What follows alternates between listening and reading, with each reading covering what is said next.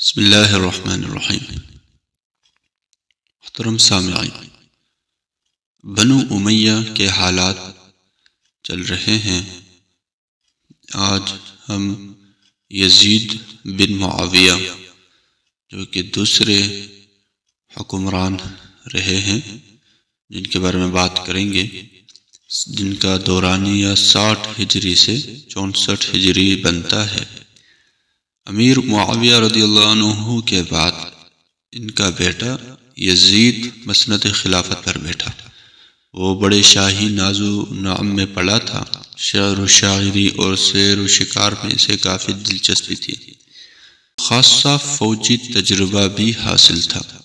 جب یزید کی بیعت کا سلسلہ شروع ہوا تو حضرت امام حسین رضی اللہ عنہ سمیت کئی بلند پایہ بزرگوں نے اس سے صاف انکار کر دیا، خصوصاً حضرت عبداللہ بن زبیر رضی اللہ عنہما تو آخر وقت تک اپنے موقف پر ڈٹے رہے۔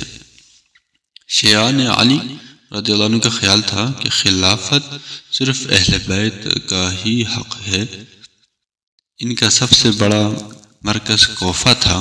کوفیوں نے حضرت امام حسین رضی اللہ عنہ کو خطوں اور ایلچیوں کے ذریعے کوفہ آنے کی دعوتیں دینا شروع کر دی تاکہ انہیں خلیفہ بنا دیا جائے۔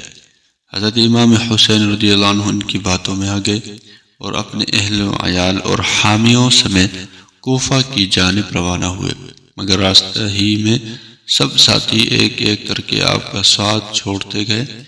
آپ کے ساتھ صرف اپنے خاندان کے چند گنے چنے افراد ہی باقی رہ گئے، جن میں بچے اور خواتین بھی شامل تھیں۔ ادھر یزید بیعت لیے بغیر آپ کا پیچھا چھوڑنے کے لیے قطعی تیار نہ تھا۔ چنانچہ کوفہ کے گورنر نے آپ کو فوجی نرغے میں لے کر یزید کی بیعت پر مجبور کرنا شروع کر دیا۔ حضرت امام حسین رضی اللہ عنہ کے انکار پر کربلا کے لقوتق صحرا میں آپ کے قافلے پر پانی بند کر دیا گیا۔ جب بچاؤ کی کوئی صورت دکھائی نہ دی تو حضرت امام حسین نے اپنے 72 جان نثاروں سمیت مقابلہ میں نکل آئے۔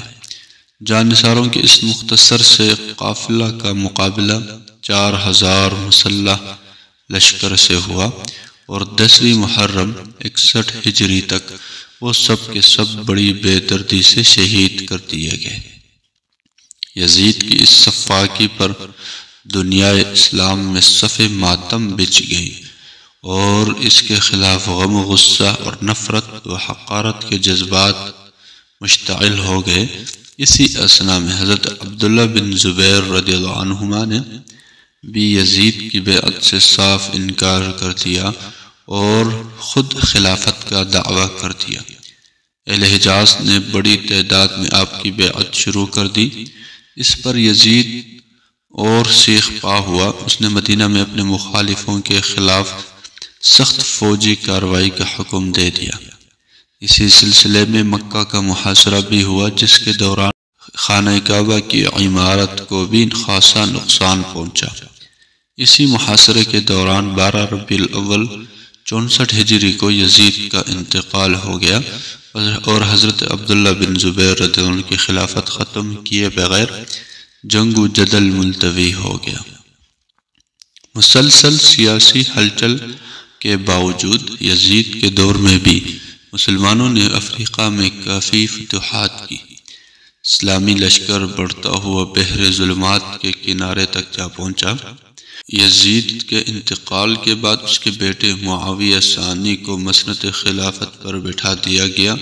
وہ بہت نیک فطرت نوجوان تھا۔ اس نے تھوڑے عرصے بعد ہی خلافت سے اپنی دستبرداری کا اعلان کر دیا۔